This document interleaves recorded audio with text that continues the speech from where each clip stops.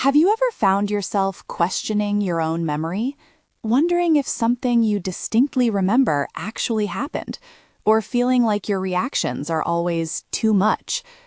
Perhaps you felt a creeping sense of confusion, an internal alarm bell ringing, but you just couldn't put your finger on why. It's a disorienting experience, a subtle erosion of trust in your own mind. Today, we're going to talk about a powerful form of psychological manipulation known as gaslighting. It's a term that has become increasingly common in our conversations about mental health and relationships, even being chosen as Merriam-Webster's Word of the Year in 2022. But beyond the buzz, understanding gaslighting from a practical psychology perspective is crucial for our well-being and for fostering healthier connections. It's about learning to spot the signs, not just in others, but in the ways we might be subtly influenced, so we can protect our sense of self. The term itself, gaslighting, has a fascinating origin.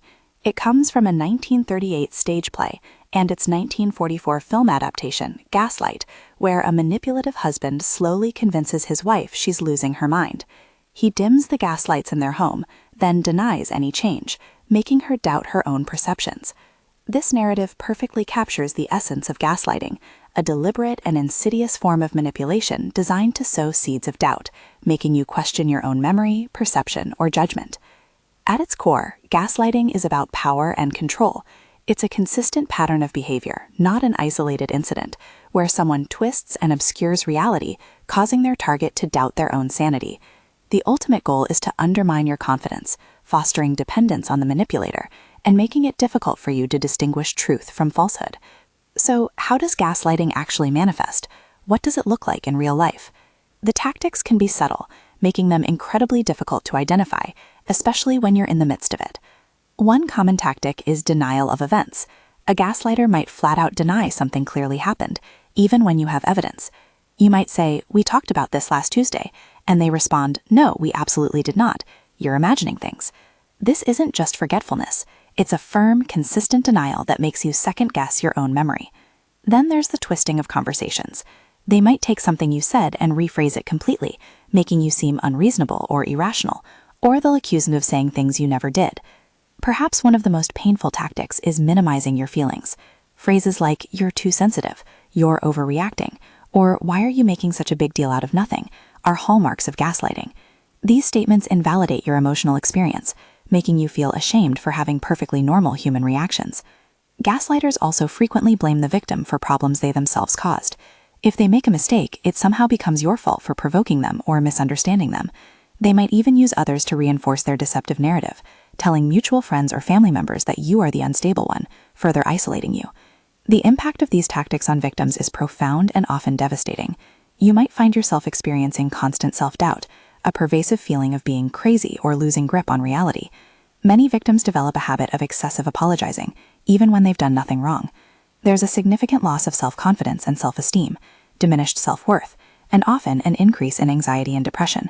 People experiencing gaslighting often find themselves making excuses for the gaslighter, trying to rationalize their behavior.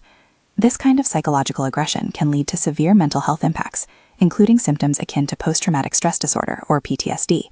While often associated with romantic partnerships, gaslighting isn't exclusive to them.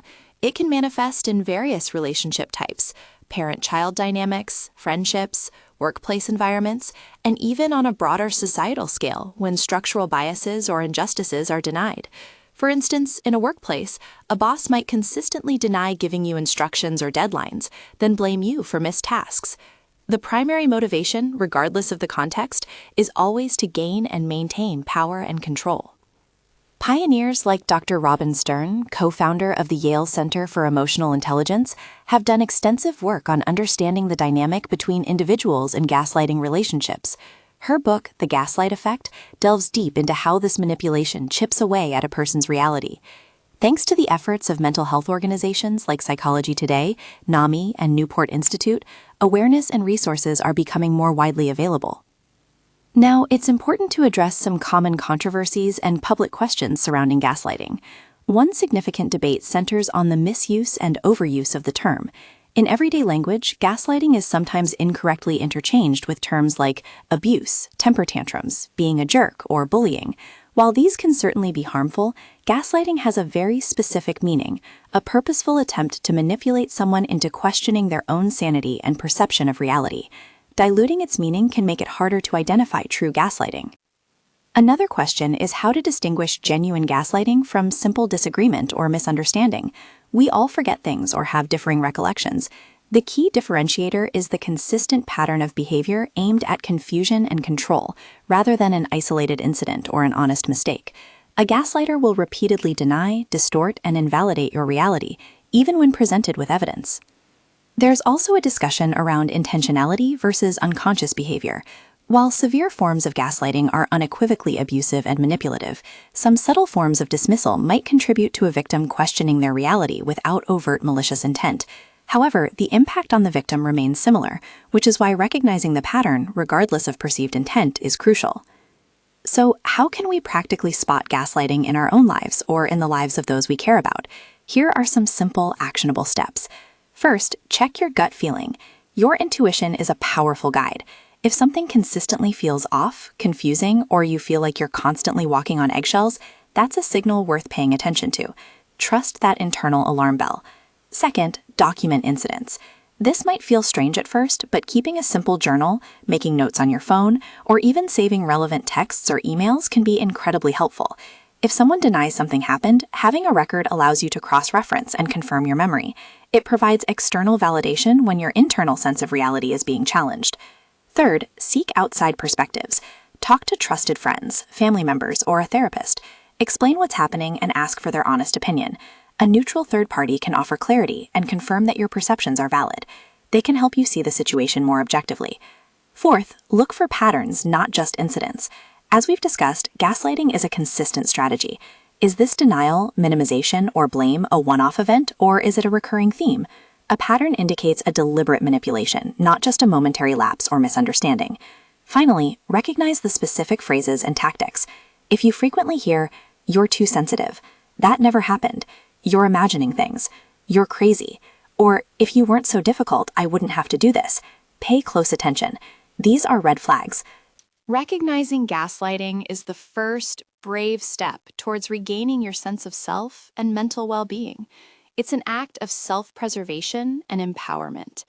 Understanding this dynamic doesn't mean you become hyper-vigilant or label every disagreement as abuse. Instead, it equips you with the tools to critically assess your interactions and protect your own mind. The journey to trusting yourself again after experiencing gaslighting can be long, but it is absolutely possible. With increased public and clinical understanding and ongoing educational efforts from mental health platforms, the future looks bright for improving identification and intervention strategies. Remember, your feelings are valid, your memories matter, and your reality is yours alone. Trust yourself. You are not crazy.